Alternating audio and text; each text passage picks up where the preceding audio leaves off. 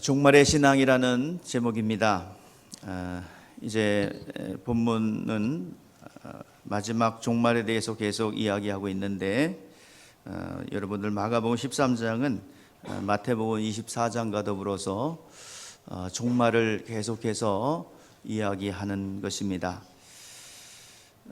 이제 우리가 전제하고 보아야 할 것은 지금 여기에 나와 있는 것은 예루살렘 성의 멸망을 이야기합니다. 그리고 또 2차적으로는 마지막 때의 종말에 대해서 이야기하고 있는 것입니다.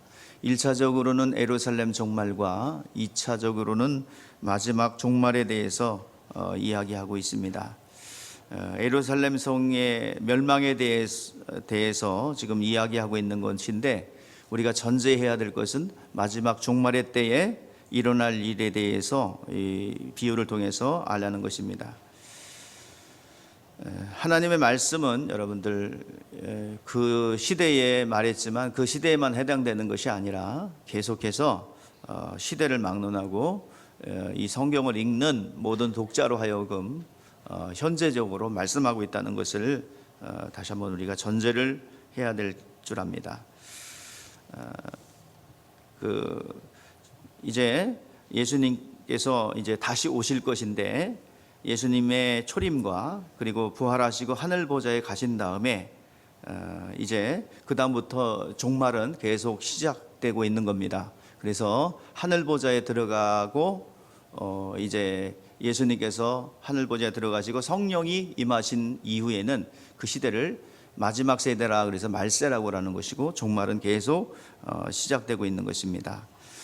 구약 성경에는 많은 예언이 있습니다. 하나님이 와서 하실 일에 대한 예언이 들었는데 주님께서 오셔서 이제 모든 것을 성취하셨습니다. 하나님 아버지의 예언과 성령의 역사 사이에 예수님이 오셔서 하신 일이 있는데, 하늘 보좌에 예수님께서 가시면서 성령을 보내주셔서 이제 성령은 예수의 말씀을 들은 것을 그대로 일하는 것입니다. 예수님을 통해서 이제 말씀하셨고 예언하셨고 말씀 그대로 이루시는 분이 성령이십니다. 이 종말에 대한 예언이 바로 포함되어서 예수님 모든 이 말세의 이 시대의 모든 이 예언은 예수님께서 하신 말씀 그대로 진행되고 있습니다. 이제 유대인들의 신앙은 예루살렘이라는 이 예루살렘 성전에 굉장히 집중되어 있습니다. 그래서 대단히 그 예루살렘 성전에 대한 집착이 굉장한데, 이제 그들이 구약의 역사를 보면은 그들은 예루살렘으로 계속 진격해 들어가는 겁니다. 여자의 후손이 뱀의 머리를 상하게 할 것이다. 그리고 아브라함을 통해서 이제 모리아산에서 대적의 문을 취할 자가 준비되었다라고 이제 예언한 이후에 그 모리아산에 준비된 예언된 그 여자의 후손, 바로 이제 대적의 문을 취할 자, 그분이 지금 오고 있는 과정입니다. 구약 이스라엘의 역사가 그래요. 그들은 광야의 여정 40년 동안 단순한 일을 반복한 것 같았지만, 그들에게는 그 성막에서 제사를 지르고 소를 잡고 양을 잡으면서 그들이 한 발자국 두 발자국 같은 일을 반복한 것 같았지만, 그들은 점점 발자국은 저 예루살렘을 향해서 달려가고 있는 것입니다. 그래서 그들은 성전을 세워놓고 이제 그곳에서 성전만 있으면 하나님은 여기를 보호할 것이다 라고 굳게 믿고 있고 안일한 신앙생활을 했는데, 이제 바벨론 왕 느부갓네살에 의해서 그 땅이 멸망합니다. 계속 선지자가 와서 돌아와라 하나님 품으로 돌아와라 라고 외쳤음에도 불구하고 그들은 이 성전만 있으면 이 나라는 굳게 지켜질 것이다 라는 그런 믿음을 가지고 있었는데, 그것은 좀 하나님을 모르는 거죠. 그래서 성전 중심의 신앙, 어느새 하나님은 사라지고 성전 중심의 신앙이 자리 잡고 있었습니다. 그리고 성전에다가 막 혼합주의가 들어와서 이방 신상을 세우고 같이 막 혼합된 혼탁한 성전이 되어서 결국에는 너희들이 그렇게 좋아하는 우상을 시켜 섬겨봐라. 그리고 하나님께서 정하죠. 완전히 버린 건 아닌데 70년의 복역의 때를 정해놓습니다. 그것을 외친 선지자가 바로 에레미야죠. 그 에레미야 예언대로 70년의 복역의 때가 끝나고 이제 회복됐다는 예언대로 이제 70년 포로 생활을 합니다. 자, 포로 생활을 하다가 70년 복역의 때가 끝나고 다시 귀환을 하게 되죠. 귀환을 해서 성전은 완전히 무너졌고 파괴되었고 이제 완전히 초토화됐습니다. 그리고 70년 복역의 때 회개한 사람들에 의해서 이스라엘이 성전을 다시 재건하죠. 1차, 2차, 3차에 걸쳐서 성전 재건과 성벽 재건과 신앙 부운동이 일어나죠. 그래서 결국에는 예루살렘 성전을 재건합니다. 자, 그런데 이제 그들의 성전은 회복되어 재건됐는데 나라가 세워지지 않아요.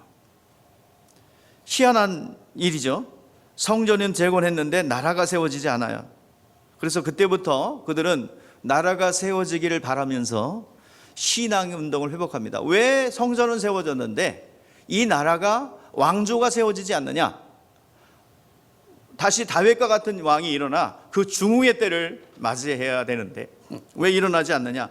그래서 그들이 성경을 연구하고 학사들이 왜 이런 일이 벌어지는가 하면서 성경을 연구했는데 그들이 연구 결과물로 나온 것이 이제 11조 운동과 안식일 지키기 운동이에요. 그리고 이방인과 포로로 잡혀가 있으면서 70년 동안에 이방인과 결혼하여 아이를 낳은 그 일들이 이제 발견되게 되죠. 그래서 철저히 우리가 잃어버렸던 11조를 하고 안식일을 잘 지키자. 그리고 포로로 잡혀 있으면서 이방인과 결혼했던 아내와 자녀를 돌려보내라. 그러면서 아주 굉장한 결단을 하죠. 그러면서 그들이 그것을 철저히 지켜가려고 노력을 합니다. 이제 어느새 시간이 흘러요. 시간이 흘러서 400년의 시간이 흐릅니다. 여러분들 알다시피 신구약 중간기라는 그 시간이 있죠. 신약 성경과 구약 성경에 이 중간기에 400년 기간이 있습니다. 그때 헬라의 지배를 받았고 포로로 잡혀 있다가 귀환했는데 바로 헬라의 식민지가 되었고 이어서 로마의 식민지가 되었습니다. 그러면서 이 나라는 언제 세워질 것이냐? 그들이 400년 시간이 흐르면서 신앙은 그냥 변질되었어요.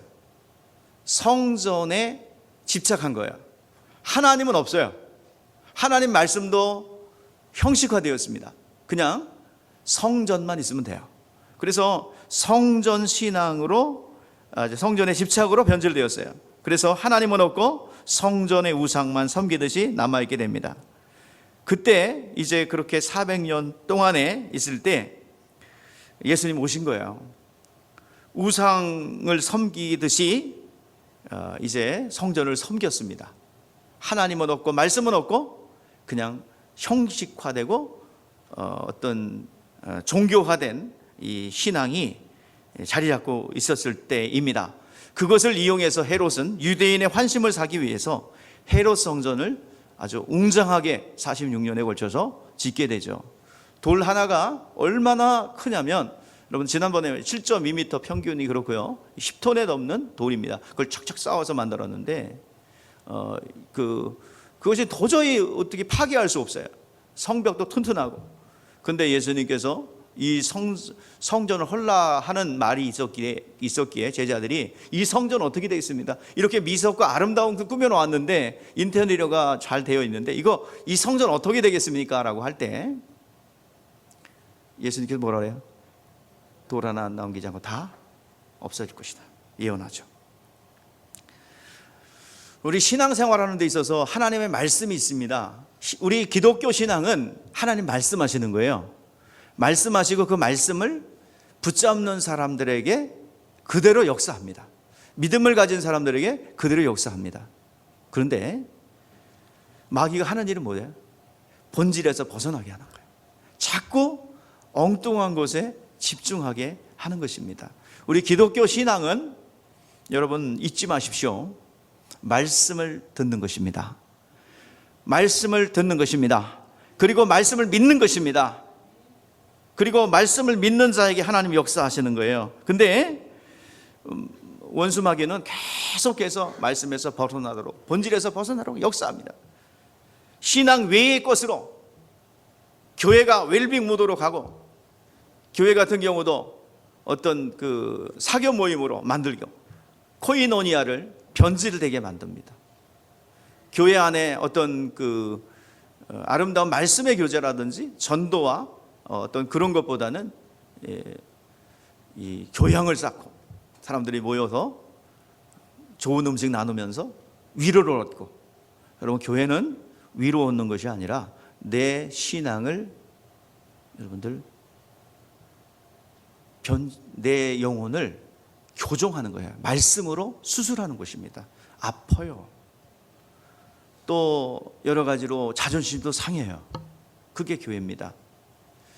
교회는 사교 모임도 아니고 또 위로받는 것이 아니고 하나님의 말씀 앞에 나를 교정하는 것입니다.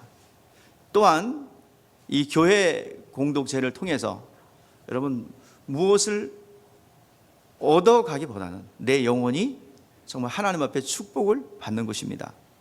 세상의 물질적인 것이나 어떤 것을 얻는 기관이 아닙니다.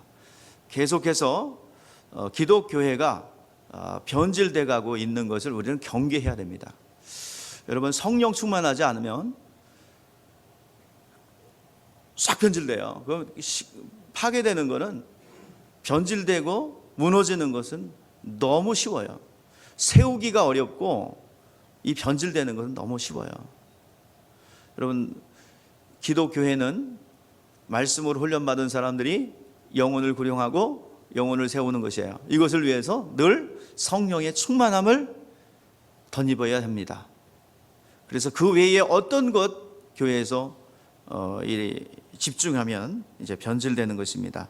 그 당시에 신앙을 보여주는 마태복음 23장 16절 17절 이 바리새인과 서기관들이 그렇게 했습니다. 화이실지저 눈먼 인도자여, 너희가 말하되 누구든지 성전으로 맹세하면 아무 일 없거니와 성전에 금으로 맹세하면 지킬지라 하는도다. 어리석은 맹인들이여, 어느 것이 크냐? 그 금이나 그 금을 거룩하게 하는 성전이냐? 성전으로 맹세하면 아무 일 없는데 성전에 금으로 맹세하면 지키는도다. 즉 다시 말해서 성전을 가지고 이렇게 하겠습니다. 성전으로 맹세하면 아무 일 없는데 성전의 금으로 맹세하면 반드시 지켜야 한다고 말했습니다. 성전의 금이 더 크냐? 성전을 거룩하게 하시는 하나님이 크냐 하는데 성전의 금이 더 중요하고 물질이 더 중요하고, 그리고 하나님은 어디론가 사라졌습니다. 이것이 유대인들의 신앙이 얼마나 타락했고 하나님께서 계시의 문을 열어주지 않을 정도로 정말 하나님 말씀을 들을 사람이 없기 때문에 계시의 문을 닫아버린 것입니다. 그들의 성전에 대한 집착이 대단해서 그런데 그럼에도 그들은 성전에 집착이 대단해서 성전을 지키려고 그렇게 몸부림치고 했습니다. 자, 근데 그것은 하나님의 뜻과 전혀 상관이 없죠. 주님이 오셔서 하나님의 유대인에 대한 대단히 충격인 것은 성전이 돌 하나 돌 위에 남기지 않고 다 사라질 것이다 라는 것입니다.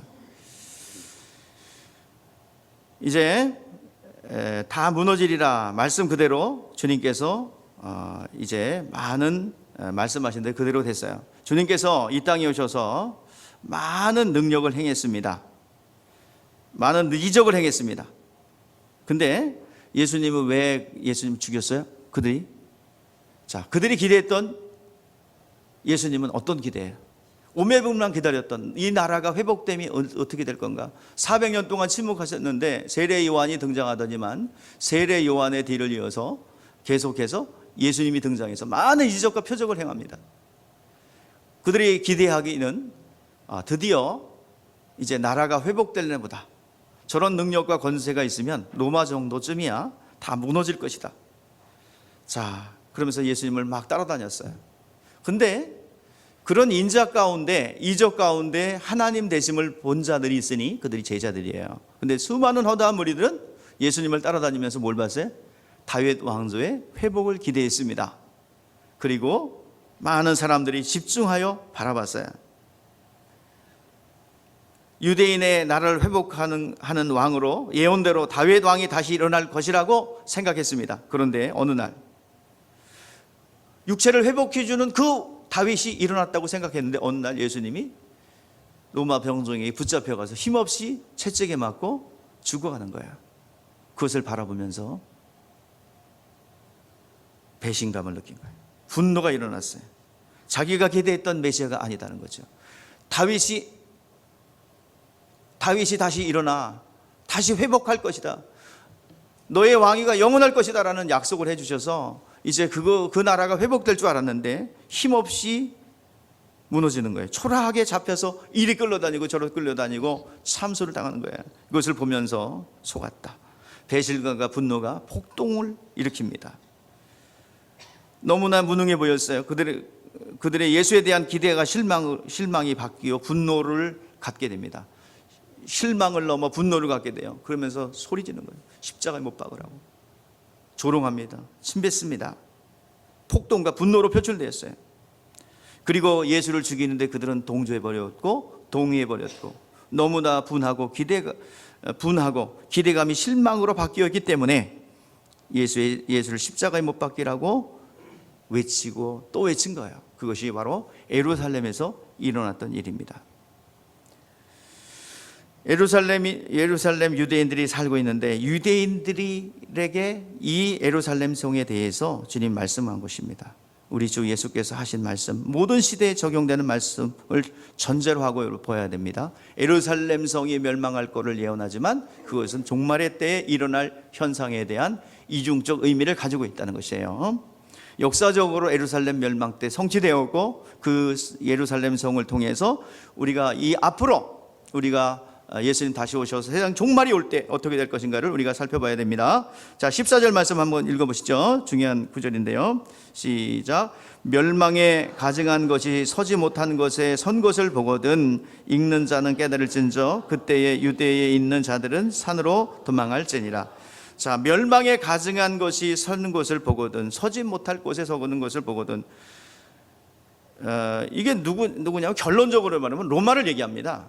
로마 황제를 얘기해요. 자, 왜 그러냐면 예수님이 오기 전에 수많은 열왕들이 있었습니다. 이방 열왕들이 있었어요. 예를 들어서 애굽 왕이 처음으로 등장하죠. 애굽 왕도 10가지 재앙 앞에 하나님 앞에 굴복합니다. 하나님을 경외해요. 모든 이 열왕들이 하나님에 대한 신적 어떤 두려움을 가지고 있습니다. 애굽 왕 바로도 하나님에 대한 신에 대한 두려움을 가지고 있었고 느부갓네살도 하나님의 능력을 보고 거룩함과 명예를 선포했습니다. 그 외에도 페르시아, 메데와 파사라는 나라도 있었고 거기 왕도 하나님을 경외했어요. 근데 페르시아가 정권을 잡으면서 고레스 왕인 경우에는 하나님을 이제 경외하고 또 찬송했습니다. 그랬다고 하나님 믿은 건 아니에요. 그래서 성전을 재건하는데 물질을 대고 또 이 비용을 지불하게 되죠.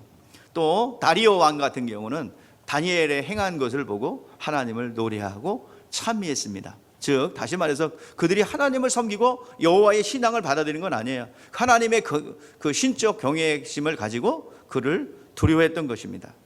헬라 왕도 마찬가지로 그 각 지역의 종교들을 인정했습니다. 모든 것을 무시하지 않았어요. 그리고 열왕들에 대한 그런 신들에 대한 그 경외심이 많은 왕들에게 있었어요. 근데 유독히 다른 왕이 있었어요. 그게 바로 로마입니다. 로마는 자신에게 항거하지 않고 항복을 하면 어느 정도 인정해 주는데 항거하거나 도전하면 잔인하게 부숴버리고 죽여버립니다. 그래서 로마는 정말 다른 열왕보다 이방의 다른 왕보다 굉장히 이제 악하다고 봤어요. 그래서 멸망에 가증한 것이 거룩한 곳에 서거든 그랬습니다. 로마의 그 군대가 예루살렘에 서서 그것을 가증한 것을 보거든 세상에 종말이 왔다. 그러니까 예루살렘 성을 로마 티투스가 이제 침공하면 그것을 종말인 줄 알아라. 실질적으로 그 역사 속에서 일어났죠. 자, 그러면 멸망이라는 단어와 이 두 가지가 여기 나와 있죠.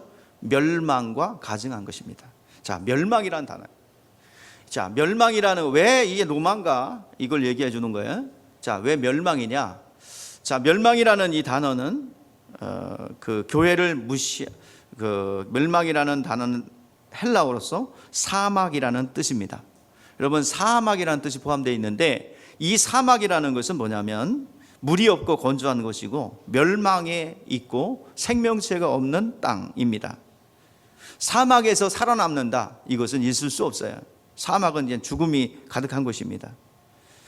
자, 그리고 사막이라는 용어를 사용한 것은 바로 이 사막의 맹수로 로마인들을 생각한 것입니다. 구약에 보면은 사막에 뭐냐면 그들이 아사셀의 염소라는 게 있거든요. 레위기 16장 10절에 보면 아사셀의 염소를 저 무인지경으로 갔다가 3일길쯤 가서 내버려요. 그러면 양은 흔적없이 사라져요. 그래서 사막에는 아사셀의 염소라는 괴물이 있어서 그것을 잡아먹는다라고 생각했어요. 그래서 우리의 죄가 그 아사셀의 염소가 가져가서 괴물이 잡아먹는다.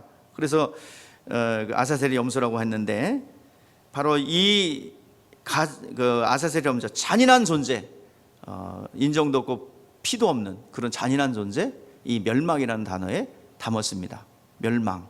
그러니까 이 사막에 있는 괴물, 이걸로 멸망이라는 단어로 쓴 겁니다. 또 두 번째 단어 보니까 뭐야? 가증한 것이라고 했는데, 가증한 것은 징그럽다, 더럽다 라는 뜻을 가진 말입니다. 흉측하고 징그럽고 더럽고 썩어진 것의 의미로 쓰여지고 있습니다. 그 정도로 더럽고 추잡한 것을 말하고 있어요. 그러니까 멸망과 가증이라는 단어가 합쳐 놓았으니 이 세상에서 가장 끔찍한 단어가 됩니다. 바로 유대인들이 로마에 대해서 그렇게 아주 혐오스럽고 나쁘고 잔인하게 생각했던 것입니다. 그러니까 로마의 그 가증하고 더럽고 끔찍한 것이 서면은 그 성에 종말이 오는 것을 알라, 깨달으라 라고 말씀하고 있습니다.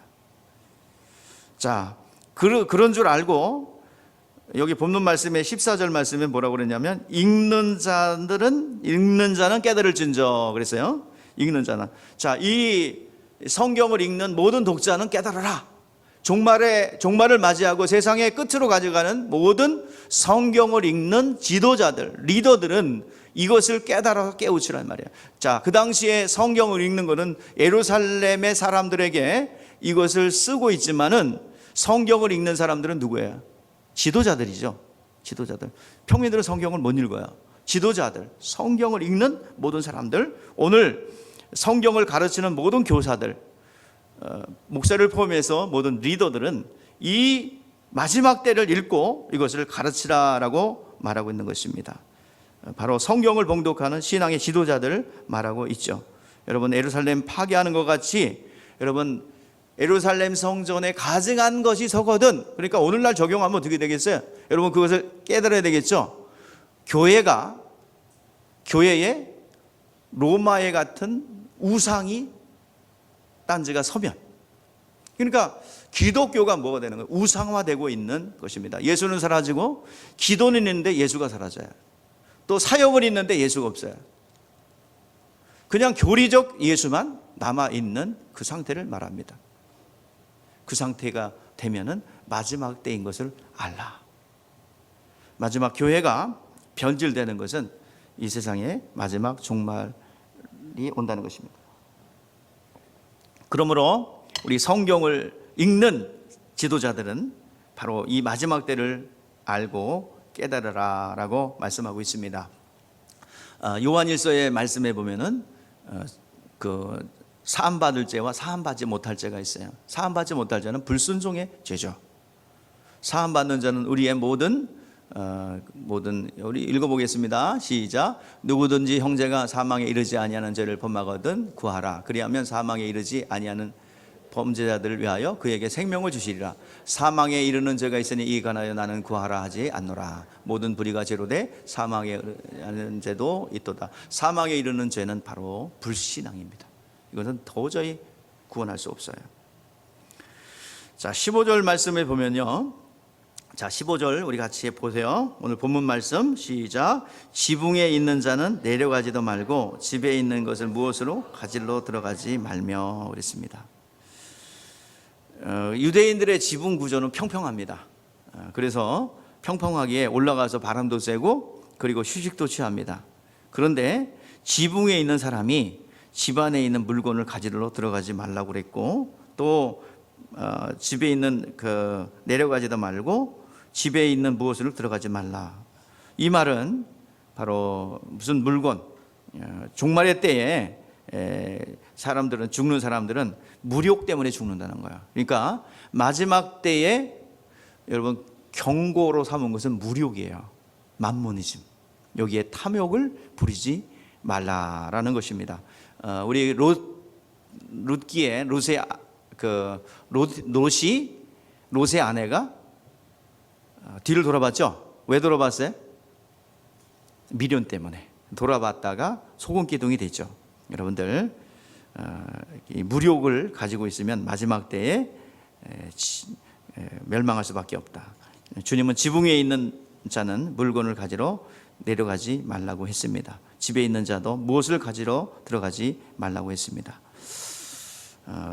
반드시 어디로 가래요? 유대인들은 산으로 도망하라고 그랬습니다. 자, 티투스 장군이 침공했을 때 사람들이 자꾸 모였어요. 자꾸 모여가지고 거기에 인구가 어마어마하게 저항하려고 모였어요. 근데 티투스 장군이 직접 안 하죠. 포위해 아사로 죽어갑니다. 너무 처참해요. 그래서 모이지 말고 다 흩어져 산으로 도망가라 그랬는데 도망 안 가고 전부 다 와서 한 거에 의지를 보이죠. 그래서 결국에는 처참하게 이스라엘 도륙을 당하고 나중엔 어떻게 할 수 없어 도시를 불태우죠. 불태우고 지금은 뭐가 세워져요? 지금 뭐가 세워졌어요? 이 마지막 말세지 말이에요. 뭐가 세워져요? 가져간 거 채워졌죠. 바로 이슬람의 그 신전인 돔으로 된 사원이 세워지죠. 그 성전 자리에 세워지는 거예요. 자, 15절 말씀 보세요. 15절 시작. 자, 시작. 있는 자는 지붕에 내려가지 말. 읽었군요. 이게 읽었는데 또 읽으라고 그래서 죄송합니다. 자, 15절에 이제 예수 믿는 것은 우리 도피처를 찾아가는 것입니다. 우리 예수 믿는 것은 이 세상의 도피처를 찾아가는 거예요. 영혼의 도피처. 이 세상엔 없어요. 바로 예수 그리스도께로 성전 대신 예수께로 도망가는 것입니다. 그 사망과 악을 이기는 것이에요. 가만히 있어도 여러분들 가만히 있다고 해서 신앙의 도전이 오는 게 아닙니다. 원수마귀는 계속해서 생각을 집어넣고 환경을 통해서 우리를 계속 감정을 그냥 요동치고 별짓을 다 해요. 오늘 이 시간 귀신들이 역사할 수 있는 차단하는 길, 여러분들 차단할 수 있는 능력이 우리 있어야 합니다. 자기 안에 거룩함을 택하는 순간에 하나님께서 선으로 인도해 주실 줄 믿습니다. 자, 16절 우리 같이 보세요. 시작. 그것을 가지러 뒤로 들어키지 말지어다. 전쟁 속에 피난 가는 자를 말하는데 많은 사람들이 문명이 있는 곳, 겉옷을 가지러 들어가지 말라라고 그랬습니다. 육체를 보호할 수 있는 육체를 보호할 수 있는 것을 가르쳐 말하는 것인데, 종말의 때에는 육체를 보호할 수 있는 그 어떤 것을 여러분 갖지 말라. 우리가 피난처는 어디에? 예수 그리스도고 그 말씀입니다. 여러분, 예수 믿는 사람들은 어떤 세상의 것을 준비하지 말라는 것입니다. 영화에 보면 그렇죠. 현대판도의 어떤 노아처럼 무슨 방주를 지어놓고 그 안에 들어가서 만들어서 살겠다. 그러지 말라는 거예요. 세상 것은 여러분 그 세상 것은 한계가 있습니다. 이스라엘 백성들이 바리바리 싸가지고 먹을 것 챙겨가지고 나왔는데 광야로 들어갈까 언제 떨어져요? 다 2달만 떨어져요. 모든 게 마찬가지예요. 여러분들 세상에 그 어떤 것 의지처를 찾아서 가지 말고 성령의 충만함으로 이를 감당해야 하는 것입니다. 자, 17절 18절 보세요. 시작. 그날에는 아이 벤 자들과 젖 먹이는 자들에게 화가 있으리로다. 이 일이 겨울에 일어나지 않도록 기도하라. 이건 문자 그대로 그냥 보시면 돼요. 피난 가는 데 있어서 뭐 어린아이 데리고 가고 아이를 베면 어떻게 되겠어요? 굉장히 불편하겠죠.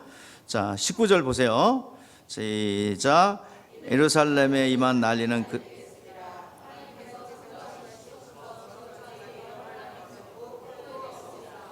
아멘. 예루살렘에 임한 난리는 그 시대에만 있는 것이 아니라 하나님이 창조하신 때부터 지금까지 환란이 있었는데 그 큰 환란이 없었다. 가장 잔인하고 큰 환란이다.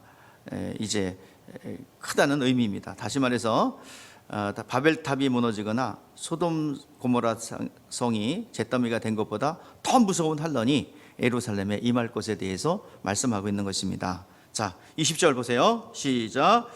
만일 주께서 그날을 감하지 아니하셨더라면 모든 육체가 구원을 얻지 못할 것이오늘 자기가 택하신 자들을 위하여 그날을 자, 가장 큰 환란이 있는데 그 날을 위해서 자기가 택한 자를 위해서 나를 감하셨느니라. 이 말은 무슨 말씀이냐면 하나님은 언제나 환란을 감하신다고 했습니다.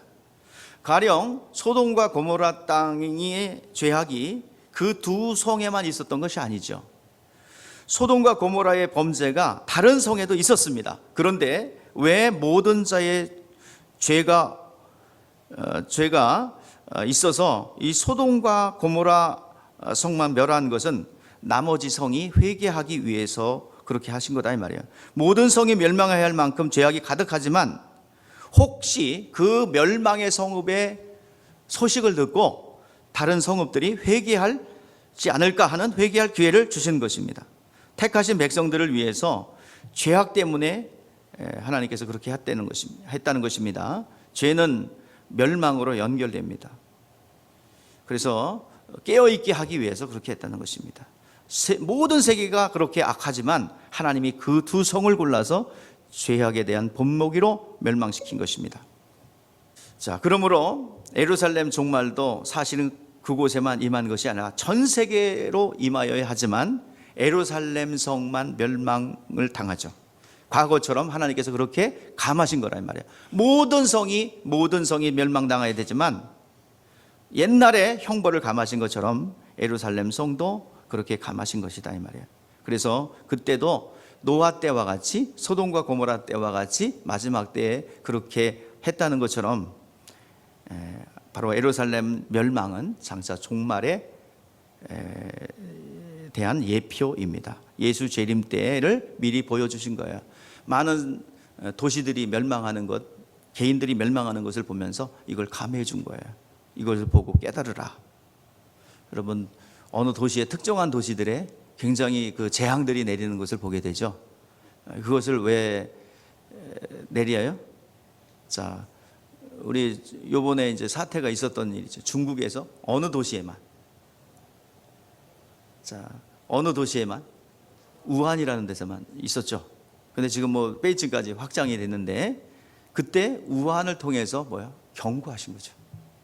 또 중국이라는 이것을 통해서 모든 전 세계 사람들이 회개하라고 한 것이. 우리나라에서는 처음에 어디가 일어났어요? 대구가 집중적으로 일어났죠. 다른 데는 괜찮아서가 아니라 하나님께서 경고하고 있다 이 말이에요. 전체를 감화해 주신 거라 이 말입니다. 어느 특정한 지가 지전이 막 흔들어서 막 큰 재앙이 일어나요. 이것을 보면서 택하신 백성들을 위해서 감화해 주신 것이다 이 말을 지금 하는 거예요. 그래서 우리는 도시가 그렇게 되는 것을 보면서 우리 자신을 돌아봐야 될 줄 믿습니다. 지금 우한을 통해서 하나님께서 전 세계의 폭군들에게 경고하고 있는 거예요. 여러분, 우한이라는 이 도시가 어떤 중국의 종교 문제 시범 지역입니다. 종교 문제를 다루는 시범지요. 그래서 중국의 기독교를 어떻게 할 거냐? 이제 중국에는 가정교회를 비롯해서 1억 명의 인구가 있는데 이것을 어떻게 통제할 수가 없어요. 그러니까 우한이라는 도시에서 공산당이 파견되고 또 얼굴 인식 기능으로 공산당 당원들 그리고 젊은이들은 교회 출입을 금하고 교회에 얼굴 인식 기능을 할 뿐만 아니라 시진핑의 사진을 걸어놓고 숭배하게 하고 그리고 교회를 이제 파괴하기도 하고 그리고 이 모임에서 그 규정을 어기면 그 교회를 폭파시켰어요. 수많은 교회들이 끌어내려졌고 집게로 십자가가 파괴되었고 태워졌고 그리고 폭파시킨 교회도 있습니다. 이것을 통해서 기독교에 대한 조직적인 탄압은 국가가 여러분 기독교를 가지고 탄압하면 반드시 그 지역은 재앙이 일어납니다. 중국에서 많이 일어났어요. 사스 사건 때도 여러분 기독교에 대한 공안들의 조직적인 탄압이야. 전 세계적으로. 그래서 많은 선교사들이 추방당했죠. 그때 사스가 발생했어요. 또 수많은 도시들이 그러한 경고의 메시지를 담고 있습니다. 우한에 일어났던 이 기독교의 탄압을 통해서 중국 전역의 도시들을 향하여 하나님이 경고하고 있는 거고요. 또 우리나라 역시도 마찬가지입니다. 이 도시를 향해서 20절 말씀이 자기가 택한 자를 위하여 그날을 감했느니라. 그래서 소돔과 고모라 땅 그리고 이 예루살렘 이 도시만 이렇게 한 것은 하나님께서 다른 사람들의 죄도 만연하지만 그들이 회개하고 돌이키라는 얘기입니다. 예수님께서 대제사장적 기도를 통해서 이것 기도하시고 가셨어요. 자, 대제사장적 기도 요한복음 12장부터 20장까지는 예수님이 마지막 일주일의 삶을 기록한 거예요. 인자로서 마지막 일주일에 많은 메시지를 쏟아놔요. 자, 우리 한번 읽어보죠. 17장 요한복음 17장 15절 시작. 내가 비옵는 것은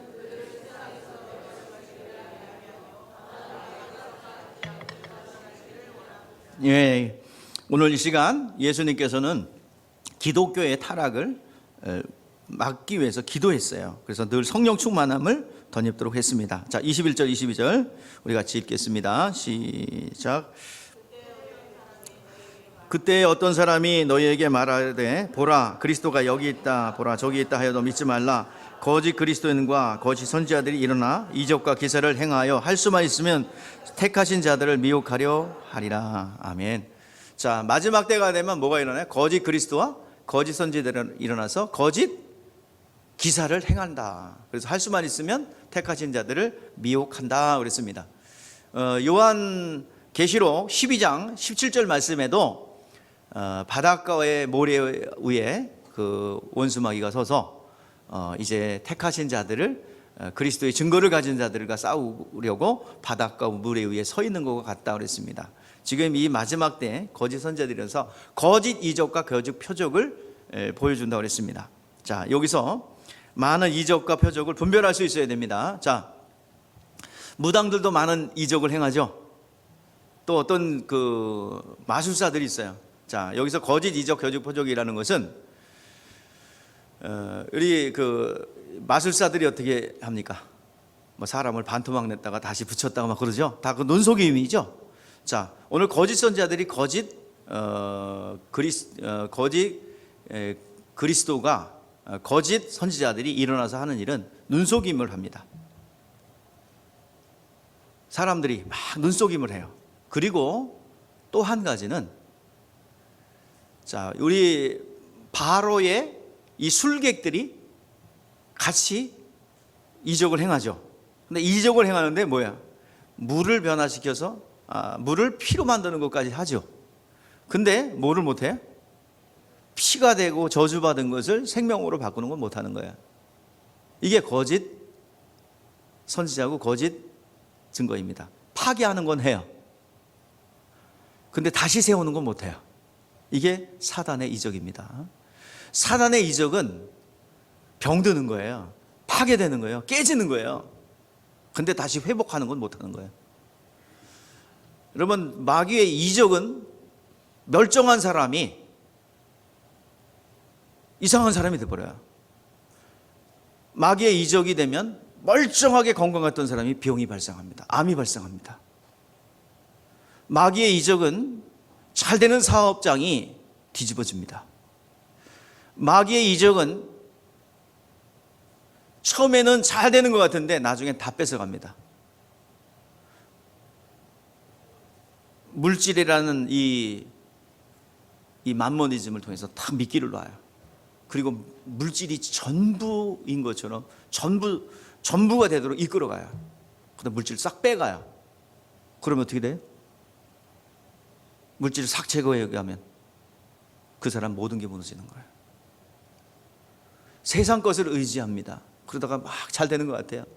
그러다 싹 빼가면 그 사람은 다 무너져요. 자살합니다.